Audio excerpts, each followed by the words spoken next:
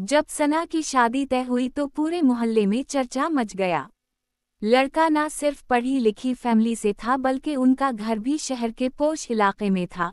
एक शानदार बंगला, जिसके चारों तरफ फूलों की क्यारियां, लॉन में फवारा और दरवाजे पर सिक्योरिटी गार्ड। सब कहने लगे, अरे सना तो किस्मत वाली निकली, बड़े बंगले में जाएगी। मगर सना के दिल में एक अजीब सा खला था। शादी की खुशी के साथ एक खौफ भी कि नए घर, नए लोगों में वो कैसी रहेगी।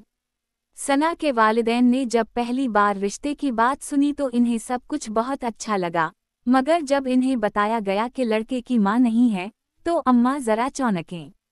अरे बेटा, मां नहीं है, फिर घर कौन संभालता है? पड़ोसी खाला रशीदा ने फौरन कहा, बस यही तो फायदा है। देखो, सास नहीं है, अब कोई रोक टोक नहीं होगी, बहू राज करेगी। सना के वालिद हंस दिए, बस राज करे या ना करे, हमें इतना देखना है कि लड़का शरीफ और जिम्मेदार हो। लड़के का नाम फहद था, एक निजी बैंक में अफसर, खुश इखलाक, नरम गफ्तार और अपने छोटे बहन भाइयों का ख्याल रखने वाला। पहली मुलाकात में सना को वो कुछ संजीदा मगर भले लगे। उसने खामोशी से सिर्फ इतना कहा, उम्मीद है आप मेरे घर के माहौल को अपना पाएंगी। सना ने धीरे से मुस्कुरा कर सर हिला दिया। दिल में एक ख्याल आया, शायद वाकई सास ना होना नेमत होगी। शादी बड़े धूमधाम से हुई। बैंड बाजा, रोशनियों से जगमगा करता बंगला और हर तरफ मेहमानों की चहल पहल।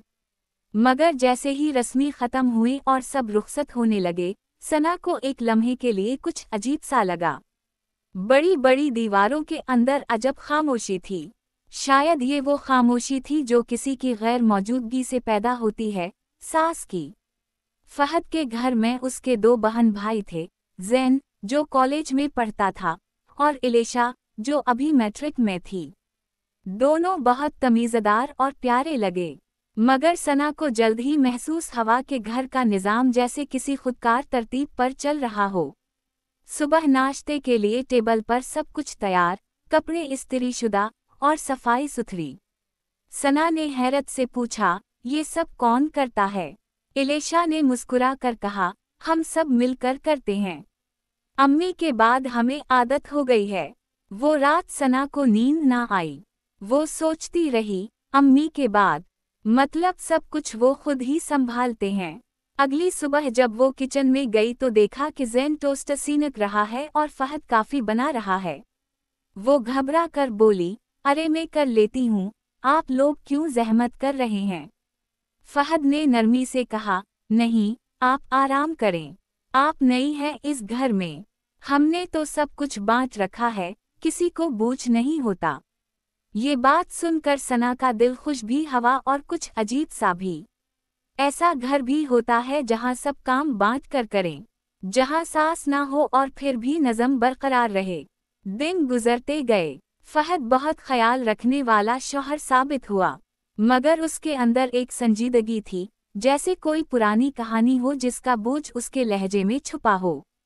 कभी कभी वो रात गए लॉन में बैठा चुपचाप सिगरेट पीता, जैसे किसी याद में खो गया हो। सना पूछती, क्या सोच रहे हैं? वो हल्की सी मुस्कुराहट के साथ कहता, बस पुरानी बातें याद आ जाती हैं। अम्मी बहुत मोहब्बत करती थीं, वो होती तो तुम्हें बहुत चाहत देती। सना खामोश हो जाती। इसे महसूस होता कि इस बंगले की दीवारों में उस औरत की याद अब भी सांस लेती है, जो अब यहाँ नहीं। इलेशा कभी कभी अपनी माँ की बातें करती। अम्मी कहती थीं, बहू बेटी जैसी होती है। उनके ख्वाब थे कि जब भाभी आएंगी तो वो खुद हाथों से उनके लिए बिरयानी बनाएंगी। सना के दिल में हल्का सा दर्द उठा, काश मैं उनसे मिल पाती। एक दिन जब वो अलमारी में कपड़े रख रही थी तो अचानक एक पुराना एल्बम नजर आया। उसने खोल कर देखा, एक खूबसूरत औरत, मुस्कुराती हुई, बच्चों के साथ तस्वीरों में। फहद की माँ। तस्वीरों के नीचे कुछ नोट लिखे थे, मेरा घर मेरी दुनिया, मेरे बच्चे मेरा फख्र, और एक तस्वीर के नीचे जुमला था, मेरी आने वाली बहू के लिए दुआएं। सना की आंखें नम हो गईं। उसने तस्वीर को हाथ लगाया जैसे वो शक्र अदा कर रही हो किसी ऐसी औरत का जिसे उसने देखा नहीं मगर जिसका साया हर कोने में मौजूद था। आहिस्ता आहिस्ता सना ने घर के मामूलात में खुद को शामिल कर लिया। सुबह नाश्ता वो बनाती, दोपहर का खाना फहद और जैन मिलकर तरतीब देते और शाम को सब लॉन में चाय पीते। एक दिन फहद ने कहा, तुम्हें पता है, जब अम्मी गईं तो हमें लगा घर बिखर जाएगा, मगर इन्होंने हमें ऐसा मजबूत बनाया कि हम जुड़े रहे। सना ने नरमी से कहा, और अब मैं आई हूं तो शायद सब कुछ मजीद जड़ जाएगा। मगर जिंदगी हमेशा आसान नहीं होती। एक दिन फहद के मामू की बीवी यानी सना की नई खाला ससुराली घर आए। बड़ी नखूत से बंगले में दाखिल हुए, आंखों से हर चीज का जायजा लिया। बोली, माशाअल्लाह, बड़ा साफ सुथरा घर है। लगता है बहू ने अभी तक कुछ बगाड़ा नहीं। सना ने मुस्कुरा कर कहा, जी कोशिश तो करती हूँ। इन्होंने तंजिया अंदाज में कहा, हाँ भाई, तुम्हारा तो मज़ा है। सास नहीं है, किसी को खुश करने की ज़रूरत नहीं। वो जुमला सीधा सना के दिल में लगा। रात को जब वो अकेली बैठी थी तो सोचती रही, क्या वाकई में खुशकिस्मत हूँ कि मेरी सास नहीं, या शायद बदकिस्मत कि मैं एक ऐसी मोहब्बत से महरूम हूँ जो सिर्फ सास दे सकती है। अगले दिन उसने फैसला किया कि वो इस घर में सिर्फ बहू बनकर नहीं, बल्कि उस औरत की नीयत पूरी करने आई है जिसने कभी इस बंगले को अपनी दुनिया कहा था। इसने किचन में तब्दीलियां की, पुरानी तरकीबों के नोट एल्बम से निकाले, अम्मी की पसंदीदा बिरयानी बनाई और खाने की मेज पर सबके सामने रखी। इलेशा ने पहला नवाला लिया तो बोली, भाभी, ये तो अम्मी के हाथ की खुशबू आ रही है। फहद खामोश रहा, मगर उसकी आंखों में हल्की नमी थी। इस लम्हे सना ने महसूस किया कि शायद वो वाकई इस घर का हिस्सा बन गई है। मगर कहानी यहाँ ख़त्म नहीं हुई। कुछ हफ्तों बाद फहद को दफ्तर में तबादले का नोटिस मिला। उसे दूसरे शहर जाना था, कम अज़ कम 6 महीने के लिए।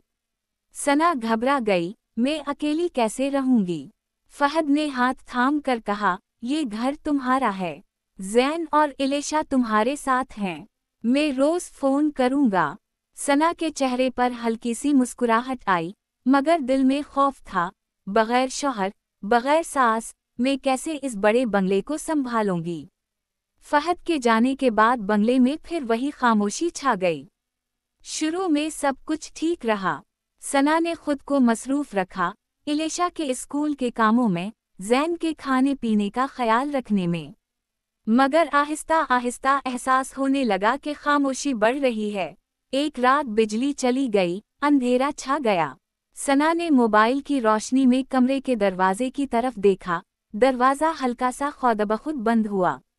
वो चौंक गई। क्या हवा भाभी? इलेशा की आवाज़ आई। कुछ नहीं, शायद हुआ का झोंका था, सना ने धीरे से कहा, मगर दिल धड़कने लगा। अगले दिन उसने मासी से पूछा, ये दरवाज़ा रात को खुद बंद क्यों हो जाता है? मासी बोली, बीबी, ये कमरा तो बेगम साहिबा का था। जब से वो गई हैं, कभी कभार दरवाज़ा खुद बंद हो जाता है। हम तो कहते हैं उनका साया अभी तक है, अपने घर की निगरानी करती हैं। सना के बदन में सर्द लहर दौड़ गई, मगर उसके दिल में खौफ से ज्यादा एक अनोखी चाहत जागी। काश वो मुझे देखें, जाने कि मैं उनके घर की रखवाली कर रही हूँ। दिन गुजरते गए। सना को महसूस हवा के बंगले की दीवारें अब अजनबी नहीं रहीं। कभी कभार वो खुद से बात करती, अम्मी, आज मैंने वो सालन बनाया जो आपको पसंद था। देखें, सब ने तारीफ की। एक दिन उसने अम्मी की तस्वीर के सामने दिया जलाया और धीरे से कहा, मैं आपकी बहू हूँ और वादा करती हूँ कि आपका घर कभी खाली महसूस नहीं होगा। उसी शाम जब फहद का फ़ोन आया तो उसने हंसते हुए कहा, लगता है तुम अब वाकई घर की मालिकन बन गई हो। सना ने जवाब दिया, नहीं, मैं तो सिर्फ आपकी अम्मी के ख्वाब को पूरा कर रही हूँ। फहद कुछ लम्हे खामोश रहा, फिर बोला, अम्मी कहा करती थी कि मेरी बहू घर में आए तो रोशनी बढ़ जाए। सना, शायद वो रोशनी तुम ही हो। ये सुनकर सना की आंखों से आंसू बह निकले। उसने आसमान की तरफ देखा, जैसे कोई मौजूदगी उस पर मुस्कुरा रही हो। बाहर लॉन में चांदनी फैली हुई थी और फवारे का पानी चमक रहा था। बंगले की खामोशी अब तन्हाई नहीं लग रही थी, बल्कि एक सुकून बन चुकी थी। एक ऐसा सुकून जो शायद सिर्फ सांस बगैर घर में मुमकिन था, मगर उसकी मोहब्बत के साए के साथ। फहद के जाने के बाद अब बंगले की फिजा बिल्कुल बदल गई थी। पहले जहां शाम को सबके कहकहे गूंजते थे, अब वहां हुआ की सरसराहट सुनाई देती थी। सना कोशिश करती कि सब मामूल के मुताबिक चले, मगर दिल में एक खला महसूस होता। वो खुद को मजबूत जाहिर करती, मगर कभी कभी रात को तन्हाई इस पर हावी हो जाती। इलेशा स्कूल से आती तो दोनों चाय के साथ बातें करतीं। भाभी, आप जानती हैं, आज मैंने रिजल्ट में क्लास में दूसरी पोजीशन ली। सना मुस्कुरा कर बोली, वाह, ये तो बहुत खुशी की बात है। अम्मी होती तो फख्र करती तुम पर। ये जुमला सुनते ही इलेशा के चेहरे पर उदासी छा जाती। अम्मी के बगैर घर अधूरा लगता है भाभी, मगर अब लगता है जैसे आप अम्मी की जगह आ गई हैं। सना ने इसके सर पर हाथ रखा, नहीं बेटा, मैं उनकी जगह नहीं ले सकती, बस उनका साया बनने की कोशिश कर रही हूँ। जैन भी अक्सर देर से घर आता, कॉलेज, दोस्त और अपनी मसरूफियतों में उलझा रहता। कभी कभार वो खामोश बैठा खाना खाता और कहता, भाभी, आपको पता है, अम्मी हमेशा कहती थी कि बहू घर में आकर सबको जोड़ देगी। सना का दिल भर आता, मैं कोशिश कर रही हूँ जैन, शायद वो हमें देख रही हैं। एक रात वो देर तक छत पर बैठी रही। चांदनी फैली हुई थी और हवा में नमी थी। उसने नीचे लॉन की तरफ देखा, जहां फवारे के करीब अम्मी की पुरानी झूला कुर्सी रखी थी। अचानक कुर्सी हल्की सी हिली। सना चौंकी, मगर खौफ नहीं हुआ। इसने आहिस्ता से कहा, अम्मी। हुआ जैसे लम्हा भर को रुक गई। फिर दूर से हल्की सी खुशबू आई, शायद अतर की, जो कभी फहद बताता था कि उसकी अम्मी लगाती थीं। सना के होंठों पर बेसाख्ता मुस्कुराहट आ गई। अम्मी, आपका घर अब महफूज है। अगले दिन बंगले में पहली बार मेहमान आए। फहद के मामू और इनकी बीवी, वही खाला जो हमेशा तनस के तीरों से बात करती थीं। अरे बहू, लगता है तुमने तो पूरा महल संभाल लिया है, खाला ने तंजिया अंदाज में कहा। सना ने नरमी से जवाब दिया, जी, सब अल्लाह का करम है और अम्मी की दुआओं का असर। खाला चौंके, अम्मी, अरे वो तो कब की गईं। सना ने मुस्कुरा कर कहा, जी, मगर लगता है वो अब भी यहाँ हैं। खाला कुछ देर तक खामोश रहीं, फिर बोली, बहू, तुम में बड़ी तमीज़ है। शायद तुम जैसी बहू हर घर को जन्नत बना दे। सना ने दिल में शकर अदा किया।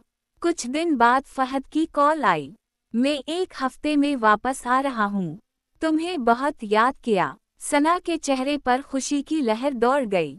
हम सब इंतजार कर रहे हैं। घर वैसा ही है जैसे तुम छोड़कर गए थे, बल्कि शायद अब थोड़ा ज्यादा अपना लगने लगा है। फहद की वापसी के दिन सना ने बंगले को सजा दिया। अम्मी की पसंदीदा खुशबू छिड़की, खाने में उनके पसंदीदा पकवान बनाए। जब फहद अंदर दाखिल हुआ तो लम्हा भर के लिए ठटक गया। ये खुशबू, सना ने मुस्कुरा कर कहा, अम्मी के कमरे से मिली थी। लगा कि आज उनकी मौजूदगी जरूरी है। फहद ने आहिस्ता से सना का हाथ पकड़ा। सना, तुमने इस घर को जिंदा कर दिया। मैं सोच भी नहीं सकता था कि कभी ये बंगला फिर से घर बन जाएगा। सना ने जवाब दिया, अम्मी का साया तो पहले से यहाँ था, मैंने सिर्फ इस रोशनी को महसूस किया। रात को सब लोग खाने की मेज पर जुमा हुए। फहद, सना, जैन और इलेशा, सब हंस रहे थे, बातें कर रहे थे। उसी लम्हे हुआ का एक हल्का सा झोंका आया और अम्मी की तस्वीर के सामने जलता दिया थोड़ा सा लर्जा, मगर बुझा नहीं। सना ने उसे देखा और धीरे से बोली, अम्मी खुश हैं। फहद ने चौंक कर पूछा, क्या कहा तुमने? सना ने मुस्कुरा कर कहा, कुछ नहीं, बस ऐसा लगा जैसे कोई दुआ दे रहा हो। खाने के बाद जब सब सो गए, सना ने डायरी खोली जो उसे पुराने अलमारी से मिली थी। वो अम्मी की डायरी थी। इसमें एक सफ़े पर लिखा था, मेरी ख्वाहिश है कि मेरे बाद ये घर भी सांस लेता रहे। मेरी बहू आए तो उसे मेरा घर ना लगे, अपना लगे। वो जब चाय बनाए तो खुशबू पूरे बंगले में फैल जाए।